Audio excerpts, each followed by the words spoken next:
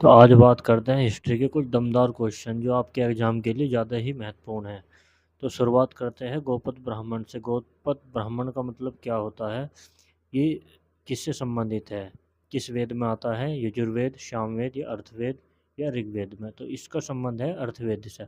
अर्थवेद की अगर बात करें तो इसमें तंत्र मंत्र होते हैं। सामवेद की अगर बात करें हम तो इसमें संगीत से संबंधित होता है।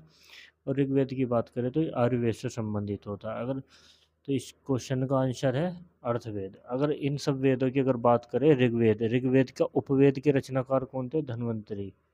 ऋग्वेद के धन्वंतरी थे। ठीक है, आगे के लिए हमें ध्यान रखना है। यजुर्वेद के कौन थे? यजुर्वेद के थे विश्वामित्र। यजुर्वेद के विश्वामित्र थे। और सामवेद के भरत मुनि। सामवेद के भरत मुनि थे। और अर्थवेद के थे विश्वकर्मा। विश्वकर्मा। तो इस चीज़ों का ध्यान रखना है। तो इसका क्वेश्चन का जो आंसर है अर्थवेद है। तो अगला क्वेश्चन बात करते हैं ऋग्वेद में अघन्य। अघन्य शब्द में प्रयुक्त किया गया, किसके लिए अघन्य शब्द प्रयुक्त किया गया है? वो प्रयुक्त किया है गायों के लिए। गाय गाय के लिए, गाय की रक्षा के लिए इसका वर्ड का यूज किया गया, प्रयोग किया गया। इसलिए प्रयोग किया गया था इस शब्द का कि गाय को कोई भी बलि ना दे या कोई काटे ना, इसलिए गाय का इसमें अघन्य शब्द का प्रयोग किया गया था ऋग्वेद में। अगला क्वेश्चन, विष्णु के किस अवतार को समुद्र से पृथ्वी का उद्धार करते हुए अंकित किया जाता है? कच्छप कछुआ होता था, मत्स्य मछली, वराह सुअर, नरसिंह शेर। तो इसमें क्या है? वराह। वराह बोलते हैं सुअर को। जो सुअर पालतू पशु ये सुअर होते हैं उनको सुअर। यही अवतार बताता है कि समुद्र से पृथ्वी का उद्धार करते हुए अंकित किया गया था विष्णु जी के लिए। तो अगले क्वेश्चन की अगर बात करें, सर्ग, प्रतिसर्ग, वंश और मनवतर और वंशावली, वंशानुचरित और संकेतक हैं, ये किससे संबंधित होते हैं? इनका संबंध पुराणों से है। इनका संबंध पुराणों से है। पुराणों में इन चीज़ों की बात की गई है, सर्ग की, प्रतिसर्ग की, वंश की, मनवतर की और वंशानुचरित की बात की गई है पुराणों में। बस इस क्वेश्चन में इतना ही ध्यान रखना है। अब इसकी आगे के लिए बात करते हैं। अगला क्वेश्चन क्या है?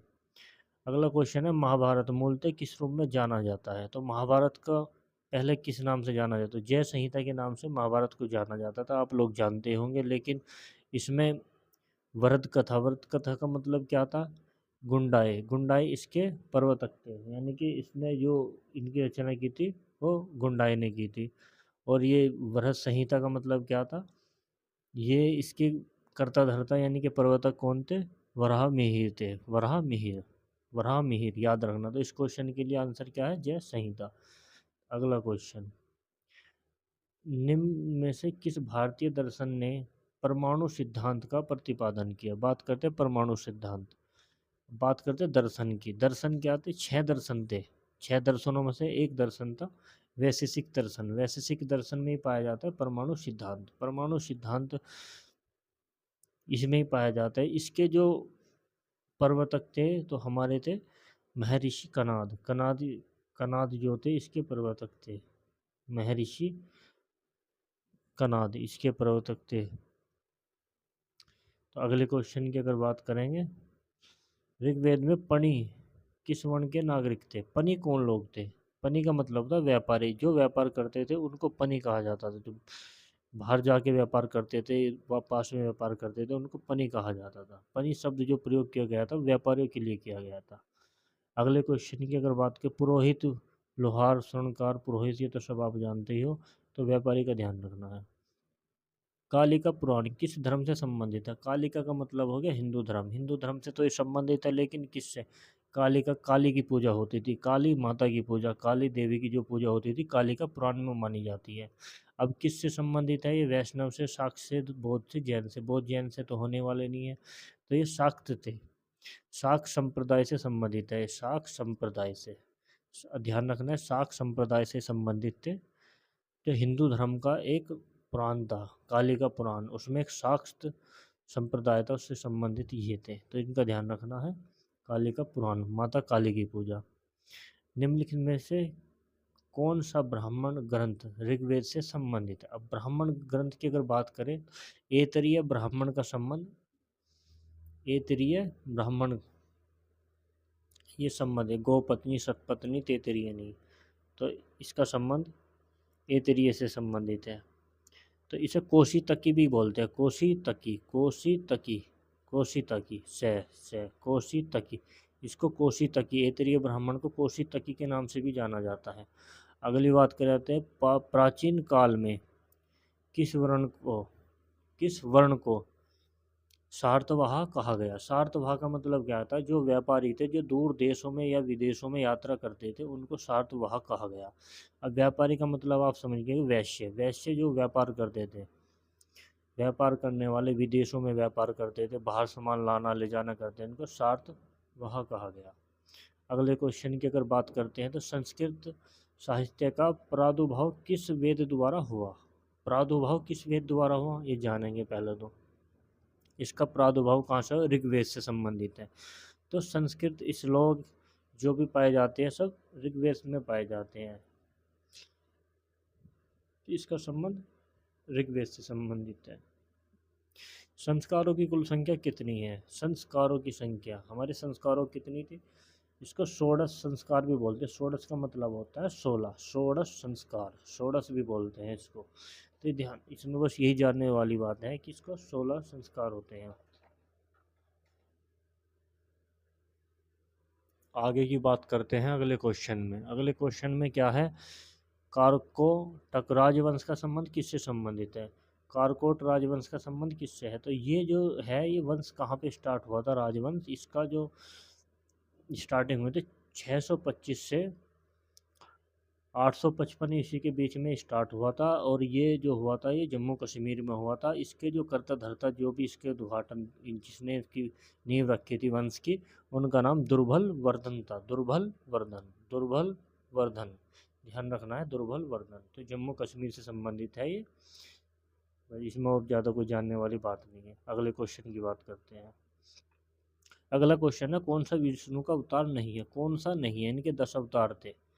ये तो आप सभी को पता होगा कि विष्णु के 10 अवतार थे। 10वां है काल की, जो अभी तक नहीं है। काल की, काल की आप लोग जानते हो कि 10वां अवतार है काल की, ये 10 अवतार थे। अब इसमें कौन सा नहीं था, अब कौन सा नहीं था इसकी बात करते हैं। तो दधीची नहीं था, दधीची नहीं था। मत्स्य, कुर्म और परशुराम, दधीची नहीं। दधीची कौन था, दधीची एक महान ऋषि था जो देवताओं की भलाई के लिए अपनी हड्डी तक दान करती थी। यानी कि सबसे दानी महर्षि माना जाता था ये, अपनी हड्डियां तक दान कर दी थी इसने देवताओं की भलाई के लिए। तो दधीची आप जानिए ये दधीची कौन था। तो दधीची इसका अवतार नहीं है विष्णु जी का। बाकी 10 अवतार है, काल की 10वां अवतार माना जाता है। अगला क्वेश्चन, कौन सा वेद धार्मिक अनुष्ठानों की पद्धति का उल्लेख करता है। धार्मिक अनुष्ठानों की पद्धति का उल्लेख यजुर्वेद में होता है, आप सभी को पता ही है, यजुर्वेद से संबंधित है। इसमें संगीत है, इसमें तंत्र मंत्र है, ऋग्वेद में प्रार्थनाएं, प्रार्थनाएं ईश्वर से प्रार्थनाएं कि हम ये मांगते हैं वो मांगते हैं। तो प्रार्थनाएं करनी है तो हमें ऋग्वेद में जाना पड़ेगा। हमें गाने गाने हैं तो सामवेद में। और यजुर्वेद का मतलब किस में होता है, धार्मिक अनुष्ठानों से संबंधित होता है। बस इसमें इतनी ही बात जानने की है। तो इसका संबंध किससे है, यजुर्वेद से। अगले क्वेश्चन की अगर बात करें, लोथल किस नदी के निकट स्थित है। अब लोथल की बात करते हैं। लोथल आप सभी जानते हो, लोथल भोगवा नदी के तट पर स्थित है। चलो ये तो आसान बात होगी। लेकिन सतलज के किनारे कौन कौन स्थित है। सतलज रोपड़, रोपड़ पंजाब, रोपड़ पंजाब। और घग्गर नदी के किनारे हमारे कितने शहर है, 2 शहर है। एक कालीबंगन जो काली चूड़ों के लिए प्रसिद्ध है राजस्थान के लिए, एक है बनावली, इसके किनारे एक बनावली पड़ता है, बनावली हरियाणा में होता है। ओके, जो हल के लिए प्रसिद्ध है, कृषि के हल के लिए जो प्रसिद्ध है बनावली, वही यहाँ पे होता है। रावी नदी की बात करें तो हड़प्पा शहर का जो है वो रावी नदी के तट पर है। तो इसका जो आंसर है लोथल का, भोगवा नदी के तट पर ये लोथल स्थित है। अगला क्वेश्चन, वैदिक काल में योग दर्शन को प्रोत्साहन देने वाला कौन था। वैदिक दर्शन, वैदिक काल में योग दर्शन, योग दर्शन तो आप समझ गए, पंतजलि है, सीधी सीधी बात है, पंतजलि है। और बात कर दधीची के बारे में बताई दी ने, देवताओं के लिए अपनी हड्डी तक दान कर दी थी। और मनु, मनु एक हिंदू धर्म में सृष्टि का प्रथम पुरुष था जो मानव जाति का आदि प्रेरणा माना जाता है। मानव जाति का आदि प्रेरणा माने जाते हैं मनु को। पंतजलि योग से संबंधित है। वशिष्ठ की अगर हम बात करें, जो भगवान राम थे, भगवान राम के कुल गुरु राज पुरोहित माने जाते थे वशिष्ठ। भगवान राम के कुल गुरु राज पुरोहित माने जाते थे, वशिष्ठ को हम मानते थे। तो अगले क्वेश्चन की अगर बात करें तो ये ब्रह्मचारी और गृहस्थ जीवन की अगर बात करें, ब्रह्मचारी जीवन हमारा जन्म से लेकर 25 वर्ष की आयु तक होता है, जो आजकल नहीं जी पाते लोग। अगर गृहस्थ की अगर बात करें 25 से 50 साल की उम्र तक होता है हमारा गृहस्थ जीवन। तो ऐसे क्वेश्चन देखने के लिए हमारी वीडियो को लाइक करें और हमें सब्सक्राइब करें, ऐसे क्वेश्चन आपको मिलते रहेंगे। धन्यवाद।